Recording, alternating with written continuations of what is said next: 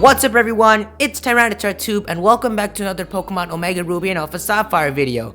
Now before I say anything, can you believe it's June? It felt like X and Y came out not too long ago, but that was nearly 7 months ago. Anyway, there isn't too much news going around for these new games, and like I've said in other videos, we're expecting a huge news spike at E3 just over a week away. Some fans think it'll just be simple gameplay, but I feel like they're gonna showcase a lot more, like additions to smaller things in the original games, like an underwater world and secret bases. I've already covered the speculations around a full-on underwater world, so it's time to take a look at what Omega Ruby and Alpha Sapphire will do to secret bases. If you don't know what a secret base is, it's a small area that can be created and personalized to your likings. You can't create these secret bases anywhere though. There are 75 set locations to use, each with a set design that you can add things to. Secret bases were a fun addition to the original games, but fans often dislike the fact that there are set locations and you couldn't make a secret base anywhere you wanted to. They also dislike the fact that secret bases had holes and obstacles that lowered your space and made over half of them unwanted by users.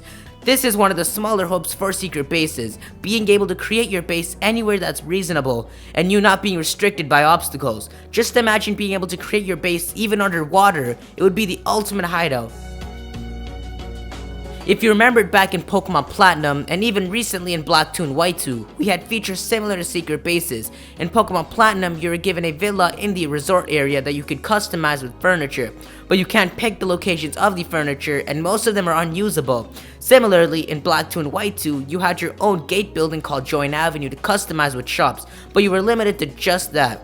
But one thing to note aside from the huge limitations is that in-game NPCs came to visit your area, like gym leaders, the professor, and more. Just imagine walking into your secret base in Omega Ruby and Alpha Sapphire and noticing a visitor. Picking up from this, maybe they can even make Hoenn gym leaders visit your base in order to challenge you or reward you.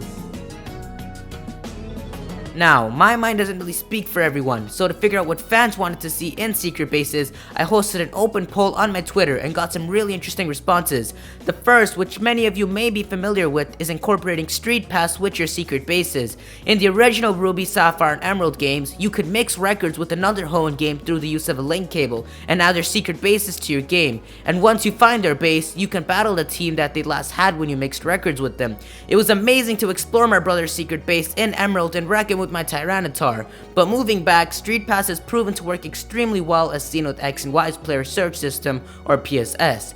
Imagine if you could tap on the icons of friends or passerbys and have the option to add their secret base to your world, then just like in the original games, have the task of finding their base, exploring it, and battling their last team as a computer.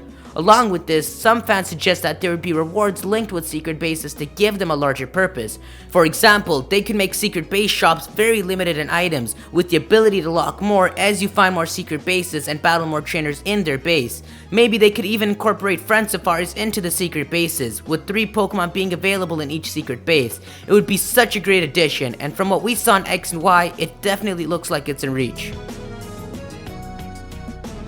But that's all we can speculate for now. If you enjoyed the video, be sure to leave a like. Let me know what about secret bases you want to see in Pokemon Omega Ruby and Alpha Sapphire. There's a lot more coverage to come, especially with E3 coming up, so be sure to subscribe so you don't miss out.